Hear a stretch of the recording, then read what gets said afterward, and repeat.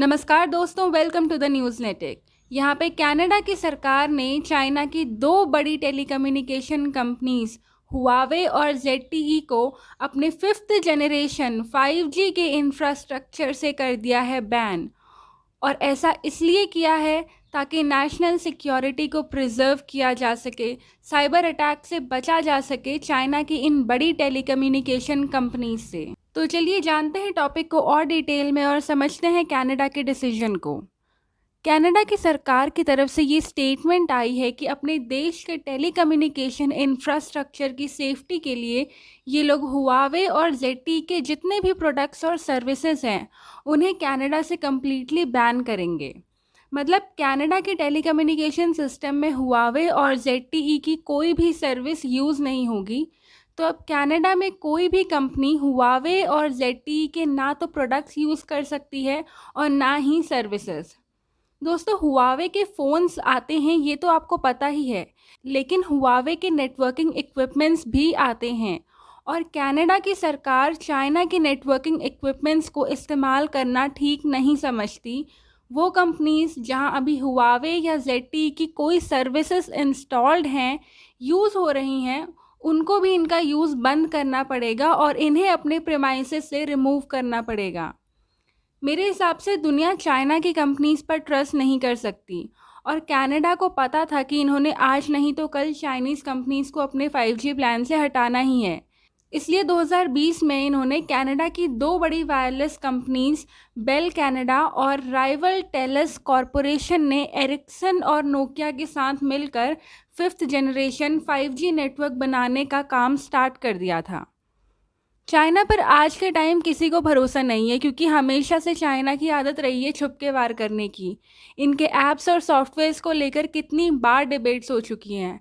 China अपनी applications के through लोगों का डेटा कलेक्ट करता है और डेटा अगर आपको पता हो तो बहुत ज़्यादा इम्पॉर्टेंट होता है किसी भी देश के लिए।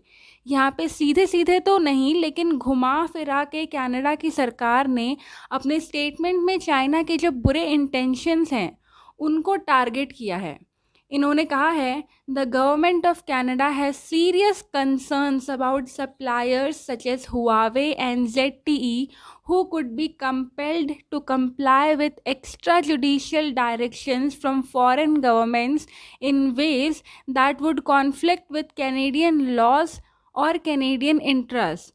मतलब कैनेडियन सरकार कंसर्न्ड है हुआवे और ZTE जैसी कंपनीज को लेकर, क्योंकि इन कंपनीज के द्वारा जो फॉरेन गवर्नमेंट्स हैं, यहाँ पर इनका मतलब है चाइना से, तो दूसरी देश की सरकार इन कंपनीज को कुछ ऐसी डायरेक्शन में काम करवा सकती हैं जो कि कनाडा के लिए हार्मफुल होगा। ऑलरेडी इस पर पिछले 3 साल से रिव्यू चल रहा था क्योंकि चाइना और कनाडा के रिलेशंस पिछले कुछ सालों में ख़राब होते गए हैं। 2018 में कनाडा की सरकार ने हुआवे के सीनियर एग्जीक्यूटिव मेंग वेंजोऊ को अरेस्ट किया था वैनकूवर में।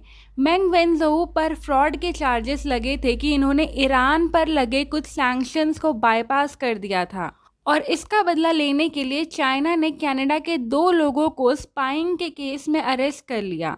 हालांकि इन्होंने ये एक्सेप्ट नहीं किया कि इन्होंने ये अरेस्ट कनाडा से बदला लेने के लिए किया है, बट असल में चाइना टिट फॉर टैट ही दिखाना चाहता था। कनाडा की जो बाकी 4 अलायंस कंट्रीज़ हैं जिनको 5 आइज़ कहा जाता है, उन्होंने हुआवे को अपनी कंट्रीज़ में ऑलरेडी बैन करा हुआ है। 5 आइज़ एक इंटेलिजेंस शेयरिंग अलायंस है USA, न्यूजीलैंड, ऑस्ट्रेलिया, UK और कनाडा का, जो कोल्ड वॉर के टाइम पर बना था रशिया के अगेंस्ट लड़ने के लिए। तो अब कनाडा के बैन के बाद चाइना काफ़ी गुस्से में है और इस बैन को ग्राउंडलेस बता रहा है। चाइना कह रहा है कि ये एक प्लानिंग है चाइनीज़ कंपनीज़ को मार्केट से हटाने की और वो पूरी कोशिश करेगा हुआवे के राइट्स को बचाने की। वीडियो को ख़त्म करने से पहले एक क्वेश्चन है आपसे। कनाडा जो है ये पहले ब्रिटिश डोमिनेटेड था। आपको बताना है कि ये कौन से ईयर में एक कम्प्लीटली इंडिपेंडेंट नेशन बना। 1989, 1986, 1982 या फिर 1984? सही आंसर को कमेंट करके बताइएगा। एंड दोस्तों, अगर वीडियो पसंद आई हो और वीडियो से कुछ नया जानने को मिला हो तो प्लीज़ वीडियो को लाइक करें और चैनल को सब्सक्राइब करें। धन्यवाद।